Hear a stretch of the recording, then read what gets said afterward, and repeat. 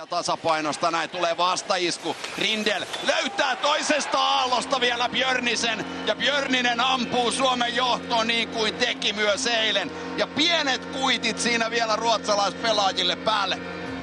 Tämä koko tilanne lähti Jääskästä.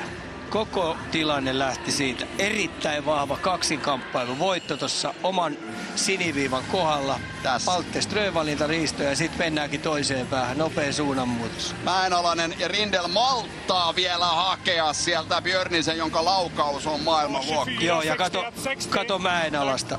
Vie 2 Ruotsin pelaajaa tosta pois. Ja arvostan myöskin sitä pientä kuittia vielä Mäenalaiselta tästä. En tiedä kummalle 2, mutta valinnanvaraa oli. Mille se heitti. Niin. Kiistatta ja rehellisesti ihan se kaikkein terävin alkaa ehkä olla tämän kauden osalta käytetty. Ja se on inhimillistä, kun sitten Markus Nurmi näyttää, että häneltä ei ole käytetty.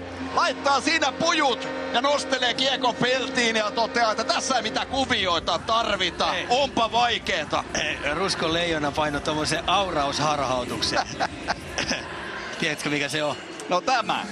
Työntää kiekon puolustajien läpi tosta. Kato, huomaat, tosta työnnetään läpi tosta noin. Työnnetään läpi tosta noin. Ei paljon lätkytellä.